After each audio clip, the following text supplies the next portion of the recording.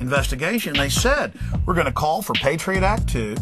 We're going to call for a giant domestic CIA spying on every American, just like the KGB or the GRU. And then they were going to give us their findings after the election, but after there was some criticism, they said, okay, we'll bring you our findings beforehand. And then, the day after they announced their findings, calling for a domestic CIA to keep us all safe from ourselves, they have another fake terror alert, which admittedly later was fake. But what a nice backdrop to scare the people into going along with this. The 9/11 Commission, we can make a whole film about this. The whole thing is a fraud. And I read their final report. I went through the whole thing, and it would take an encyclopedia to counter all the lies and misrepresentations that are in it. I would just challenge everybody to understand that any commission appointed by those being investigated is not independent. Powerful people at the pinnacles of success are there in many cases because they are ruthless, because they could care less about anyone but themselves. They'd sell their mother out for a piece of bubble gum. And again, history has shown that. Wait a minute, you saying G.W. Bush? George Bush engineered the attacks on the World Trade Center. Well, the people that guy says subliminal. He's a front man. I'm saying the brand Nigeria is an important continent. Look, George Bush is the red coating on the Coca-Cola can. He's the brand front. But back at the factory, you know, the guys at the factory, you know, the New World Order on top of his game. That's the A game right there. Do you know what W199I is? That's your locker combination. W1. You better. It's deadly serious. You better know what W199I is. Okay. All right, here we go. Get a pen. 2 months before September 11th, George Bush signed it, ordering all FBI and defense intel officers that would be arrested under national security violation if they stopped the Al-Qaeda terror rings in Chicago, Florida, New York, and New Jersey. The deputy head of the FBI... Why would he Let me give you the facts and you go check it out for yourself. Anyways, Deputy FBI Director John O'Neill quit, released the document, and was dead on September 11th. Okay? And the document's out there. I had David Shippers on, General Parton, all these people. It was He died on September 11th. Yeah, he died on the 24th floor of the World Trade Center. Okay. He had just been hired. He was on the trade. He had just been hired by the owners of the Trade Center right after quitting. He thought it was a great deal. He didn't see the full scope.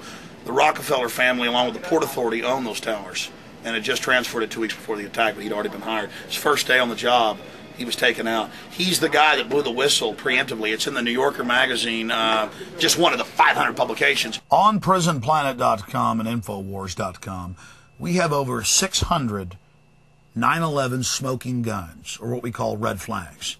Each one of these issues is enough to bring down the official story surrounding 9/11. Bottom line, their official story or fable is impossible, has been disproven at hundreds of levels. And they never respond once they've been proved to be liars. They just simply try to change their story. I got news for you. The world is round.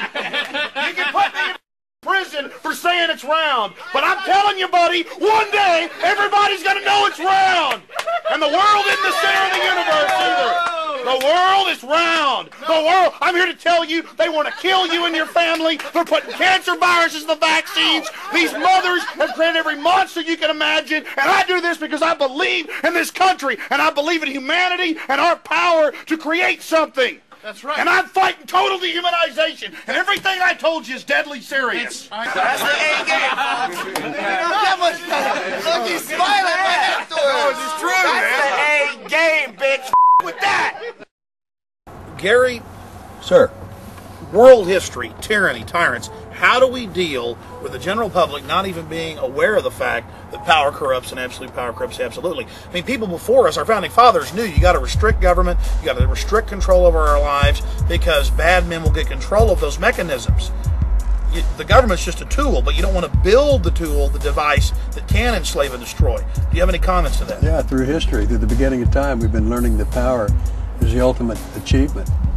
No matter how the power comes, no matter how you use it. If you're in power, no matter how it is, negative, positive, indifferent, stoic, nothing. But if you feel you have power, and whatever way you use that feeling to give you the power you have, whether it be tyranny, wars, I mean, the greatest oxymoron of them all is holy war, which is not in God's plan.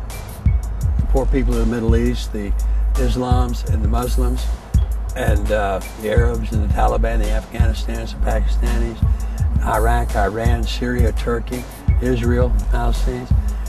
They all have a purpose on this earth, but they're not using the purpose God gave them to use. They're using the fear that they have by not using God's purpose. Traveling around the United States, do you see the mentality, the militarization of police intensifying? Do you see it getting worse, or is the vibe getting worse? Well, yeah, I would say so. Definitely. Even since September 11, I just think overall all authority has stepped it up a notch.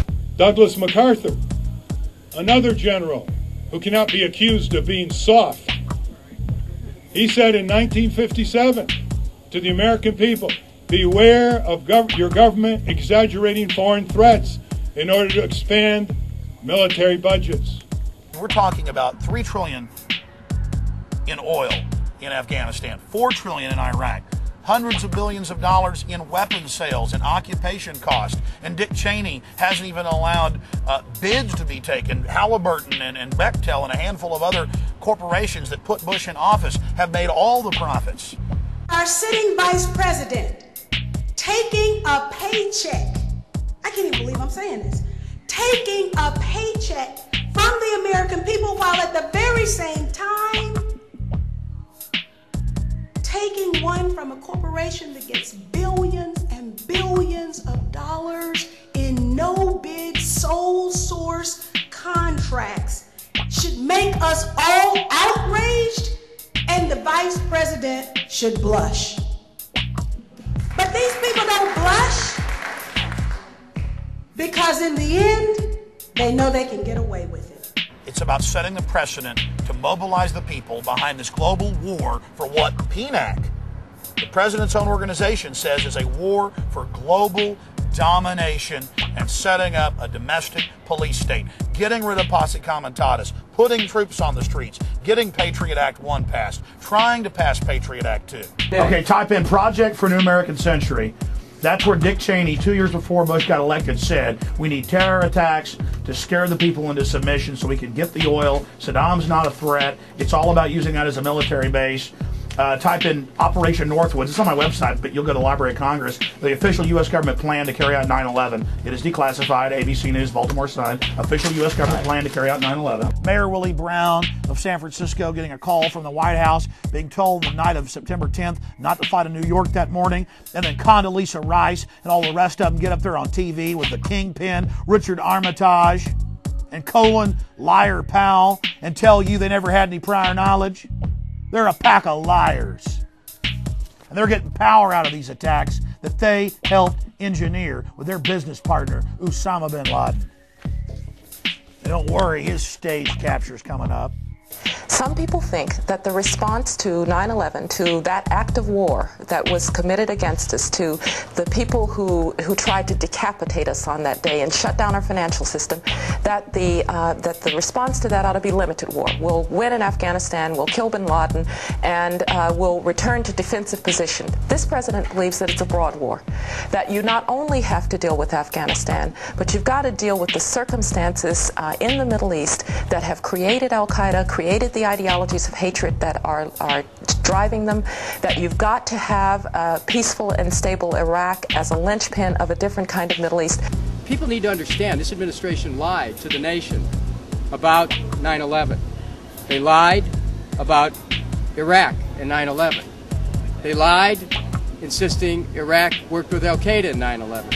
They lied about saying there were weapons of mass destruction. They lied in order to justify an attack on Iraq. Their ulterior motives were very transparent.